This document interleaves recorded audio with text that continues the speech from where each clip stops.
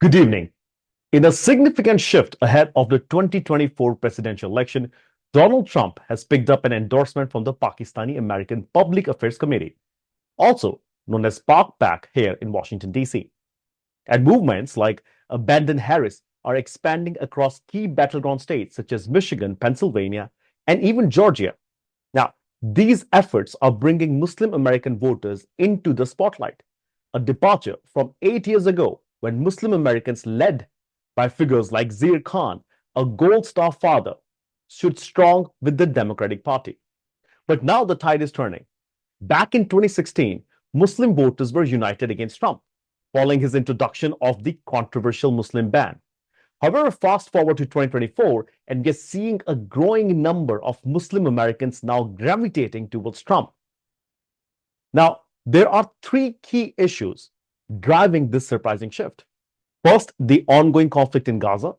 Now, many Muslim Americans feel let down by the Biden Harris administration's response, citing a lack of strong diplomatic action and efforts to de escalate the violence. The community feels ignored in their calls for peace and justice.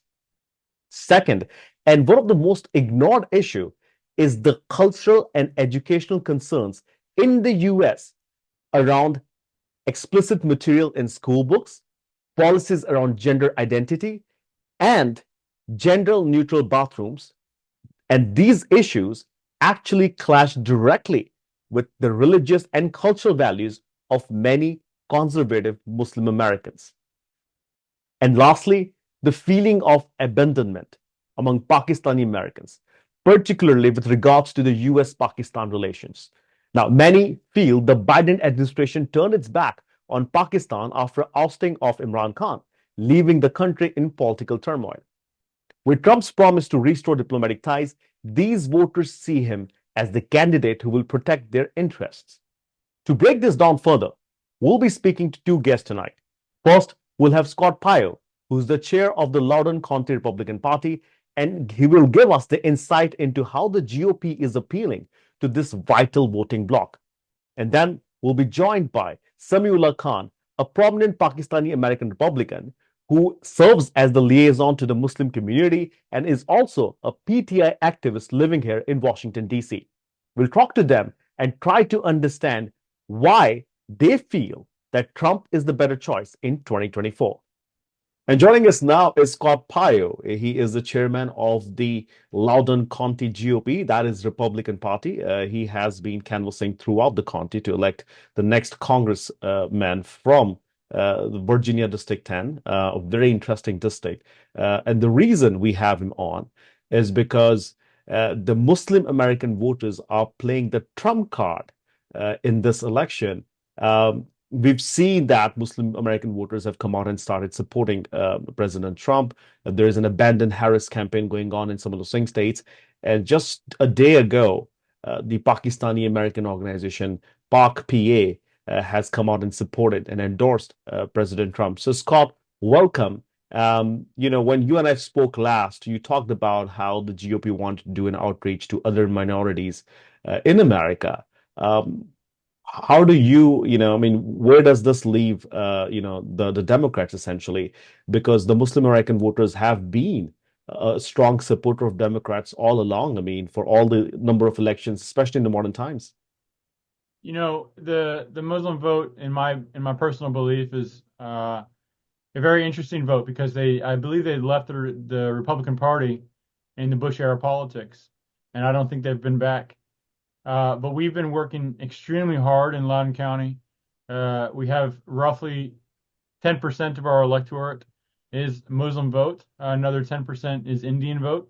So 20% of our county in Virginia, Northern Virginia, make up a large percentage of our community. And we have been working very hard, doing a lot of legwork at the mosques and at the temples to bring in these communities to the Republican Party. And so far we have enough to say that we could certainly sway the elections in Northern Virginia and turn the tide of the red wave.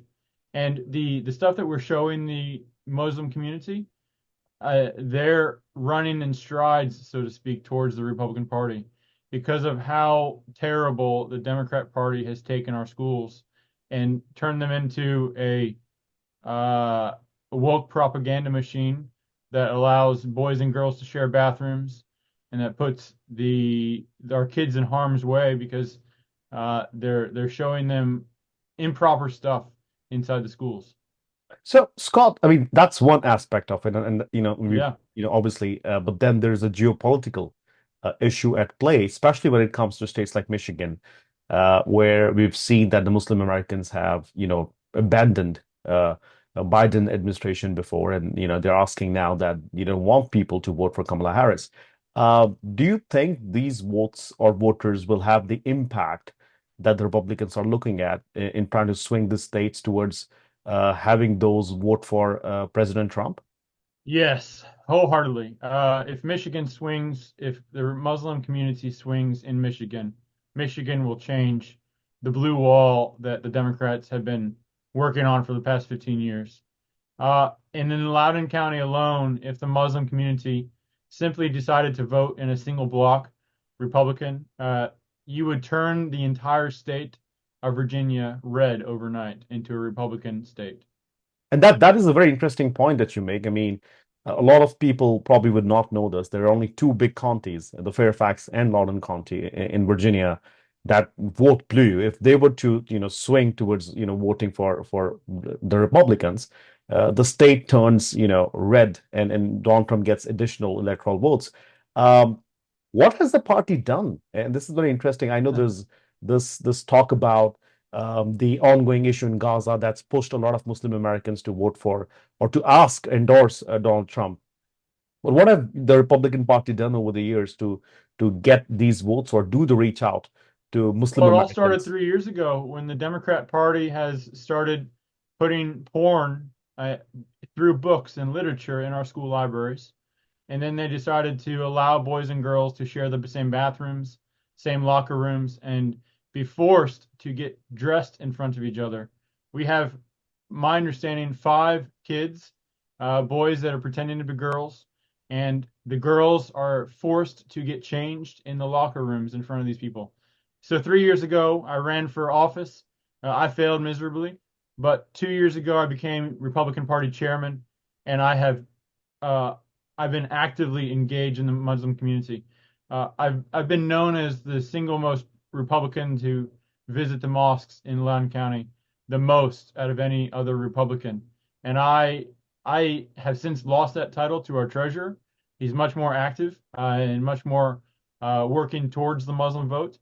But we are engaging as much as we humanly can, the leadership, all the way down to the average person that shows up for prayer. And we are handing out flyers, sharing with them the woke things that are happening. Our 10th district Congress candidate on the Democrat side got endorsed by AIPAC, and so there's a difference there. And our Muslim community is running away from that. They're realizing that the Democrats, what they stand for, is not something that they want to vote for. And we are doing a lot of policy work and information education to introduce these community members to the Republican Party and showing them that we stand for policy. Okay. And before I let you go, Scott, there is an Indian American in the district that's running, and that's who, your party is running against, Suhas Subramanian. What would you say to all the Indian voters you probably want them to vote for you? What would be your message for them? There, Scott. It Thank you is, so much yeah. for joining. We've been watching this election. It's been an unending, saga, soap, whatever you want to call it. And Muslim Americans, who would have thought in 2024 would have the power to swing the election? Scott, thank you so much. Thank you. And if I could say one more thing, vote Republican, Muslim elections, and the Muslim community, 100,000 of you in Northern Virginia could swing the election overnight and turn Virginia into a red county if you just simply voted in the right way. Thank you. And to talk more about, this, we've got Mr. Samiullah Khan. He is a PTI activist. He's the vice chair in the Loudoun County. and an activist. I mean, I probably should say, who's the coordinator between the Muslim community and the Republican Party. He also is remotely associated with the Pak, the organization that endorsed President Donald Trump. Samir bhai, welcome to the show. First things first, how big of a deal is this when Pakistani Americans are coming out and saying they're going to vote for Donald Trump? Now, remember, not too long ago, if there was a Muslim ban in place. A lot of Muslim Americans were upset with what President Donald Trump had done. This is like a movie playing out right now, where things have changed completely, and we're seeing Muslim Americans supporting President Donald Trump, endorsing Donald Trump. So, what has changed in the last 4 years? Thank you so much, Rohit, giving me a chance. And this is the opportunity so I can speak about my community, obviously. And the question you've been asking about how we are moving towards the Republicans, obviously, there's a lot of things behind. One of the important thing is, the community is always asking questions himself, where we stand, especially Pakistani Americans, not even Pakistani Americans, representing Muslim community as well, obviously all over the Muslim in part of this United States community, So one of the main issue we believe that Republican administration, they did not stand the right thing, which we are, obviously looking for the effort towards back home call, Pakistani. You can see what bad things happen in Pakistan, obviously impacting, big impact actually, not just impact. That impact, one of the reason we think Republican is actually going to help out for the democracy in Pakistan. You're referring to the fact that there was a change in government in Pakistan, That's correct.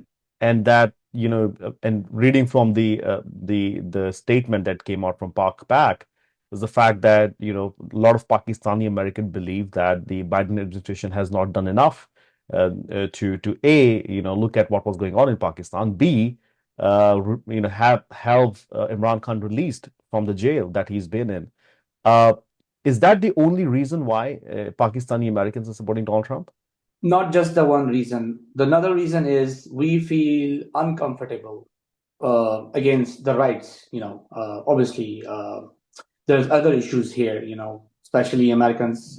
We call all Americans together. We are facing, and we think we can do better if we move towards Republican side, not just Biden, because we have seen them from a long time. We vote them. This is not just for immigration. We know even the immigrations, there's a lot of gaps, not just for Pakistanis, even not just for the Muslims, all over the people who is coming here on visa, especially from India, even there's a lot of backlog, especially if we talk about H1 visa, there's people still here from long time. They didn't get the green card yet. So, the issues like that, this is one of the reason. And another reason is the school, the school issue, which, LGBT issue, and we are standing against them because as a religious thing for us and as a Muslim, it's very important, and I am seeing Trump is talking about, and there are people here, especially in Loudoun County, they're standing, they're doing different, they're creating an atmosphere, they're talking about, we feel so comfortable, when things like this happening, especially supporting democracy, and talking about American rights. So it's really, really helping us out. So it's not just that. There's beyond that. I can see because here in my county, there is a lot of gap. That gap from my community, the Pakistani people, they're not voting. They're not participating in election. So this time around, I can tell you, they're very excited. People who even never voted before, they're voting now. And another reason you already mentioned earlier, the Imran Khan thingy, the same thing happened here with Trump. So they feel the same way. Whatever is happening in Pakistan and whatever has happened with the Trump in United States, it's kind of a similar thing. And they feel more comfortable towards to the Republican side. Okay. And another thing, Samir, we've seen these movements, especially when it comes to states like Michigan and Ohio and Pennsylvania, about getting Muslim Americans to either not vote for Kamala Harris or directly vote for President Trump. Do you think Muslim Americans today have the power to swing this election and make, elect the next president of the United States? Look, it's been a voting bloc that's been ignored for a long, long time. But now looking at the polls and how close the race is, you think Muslim Americans will be the deciding factor on who gets to the White House? Definitely, they will. There is a reason because the issue here, the people always look for opportunities, especially here and as whatever is happening in Michigan, all over the swing states. The swing states like Virginia, one of the biggest state, I can tell you. I am seeing very closely, especially Arab Muslim community and not even Arab Muslim community, Afghanistan and Bangladeshi brothers and all over. They're not start talking about this is the time we have to stand, because if not going to stand, then this is going to keep happening, securing ourselves, our footprint in the community, presenting our community to goes beyond they are talking about. Definitely there's a hype.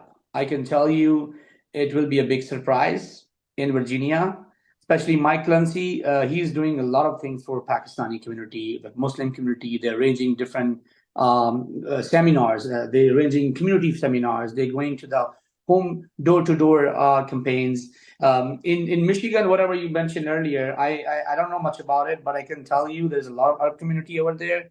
They're already standing for Trump. They already is talking about that. His statements about hijab, his statement about securing Muslim community. Obviously, there's a gap about they were talking about how we can cover that. So there is a gap which is I can tell you Muslim community can cover easily. Okay. Well, it is only 15 days, to go to the election. We'll know who the next president of the United States is. As I said before, nobody thought that it would come down to the wire and it would come down to a handful of voters, especially when you talk about Muslim voters who would have an important say on who gets elected as the next president of the United States. So, Mary, thank you so much for joining us. Thank you, Mohit. Thank you for giving me a chance today. As we move closer to the 2024 elections, the role of Muslim Americans may prove to be pivotal, especially in key swing states.